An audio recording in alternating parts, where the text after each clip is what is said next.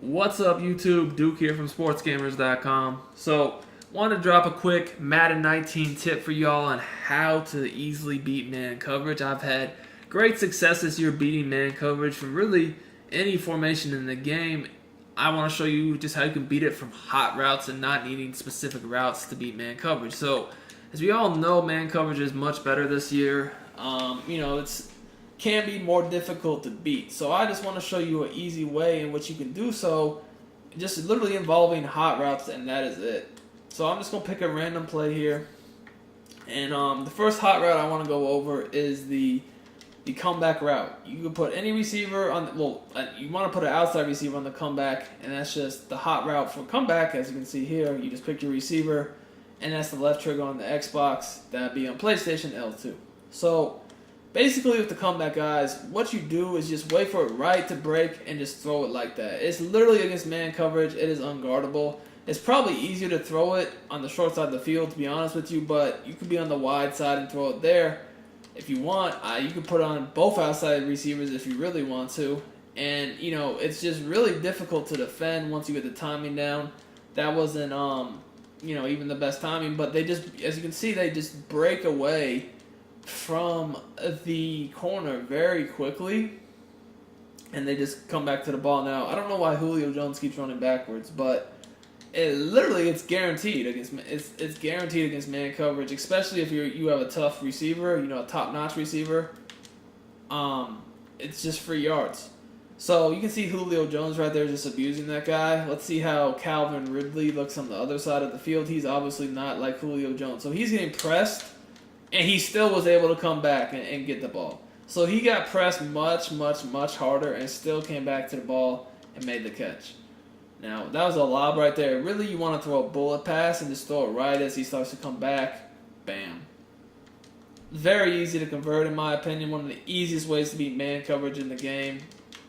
If someone's playing a lot of man, there is no reason why you should not have an outside receiver on a comeback route. If not even both of them. I mean, look how much separation that is. Now, that's just one hot route. So another hot route I like a lot is a slant. So slants, you can use to, any receiver, they're effective, especially if it's a good receiver. But what I like to do the most is put my tight end on a slant. Now, the reason why I say this is when you put your tight end on a slant, they just get absurd separation this year, and you don't really even need like a top-notch tight end, right? So you can see 31 on the Eagles. I believe that is Jalen Mills, which is supposed to be their best corner, going up against a tight end here who's, Hooper on the Falcons, not really anything special. He's like low, maybe on the game, I think he might be 81 or 82 or 83 speed, somewhere in the low 80s, and he still just gets absurd separation. You would think Jalen Mills could easily lock this down, but the reason why it's so hard to do is when you have a tight end slant, it's pretty much the computer cannot jam it. Even like when you call press, they just don't really jam it. As you can see here, we'll do it again, and it just gets really, really, really good separation.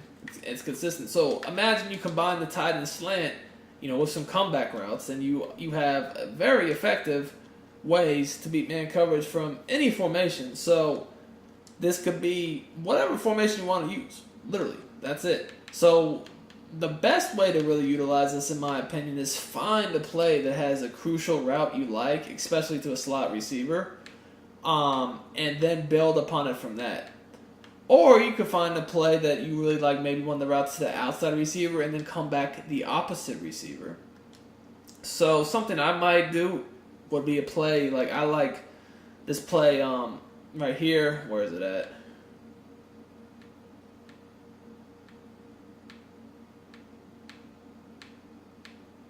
Yeah, here we go. I like this play right here with the wheel route and then the posts. So Pat's way out has a nice post to the left receiver. It has a wheel route. So I could mix in slants to the tight end with comeback routes on the outside right receiver. Potentially have a wheel route, which is very good against man coverage too. And then a nice post route on the other receiver's side of the field. So, I mean, these are just routes. Literally, you can run under center, shotgun, does not matter. These are routes that you can use from any play you want. Let's go look at under center. So this works, you know, we've been pressing. We're not even going to press this time. This will work whether you press or don't press. It really does not matter. See, again, the comeback. Store it right as it's cutting back. Get that easy yardage. It's nice because it's easy and it's effective and it can be used from any play. I personally, if I'm going to do this, like formations where I have, you know, 2 outside receivers, so I can change up which one I put on the comeback route, or maybe I put both on a comeback route. And once again, you can see here the tight end on the slant is also wide open. He's waving his arms. Now, you could use slants, like I said, to the outside receivers too. They're also very effective doing it that way. So, like, one thing I do if I'm going to do a slant to the outside receiver is normally I like to personally, like, put them in motion like a step or two or snap the ball, because they just get more separation that way because they're not going to be able to be pressed when you do that. Similar to why the tight end slant works so well. You know, you can't press them, whereas if you don't send them in motion, you know, you're able to jam the receiver on the slant, you know, most of the time, depending upon, you know, how they're lined up. But then it just comes down to how good the receiver is. You know, are they able to get off the press, get a good release, or not?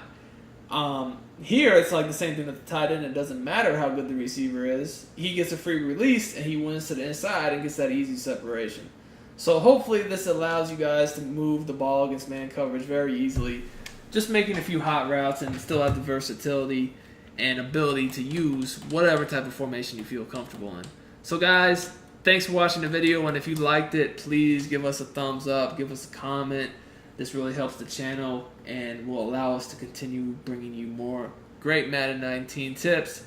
And if you want to take your game to the next level, Madden 19, check out Sportsgamerz.com. We got the best tips and ebooks in the world.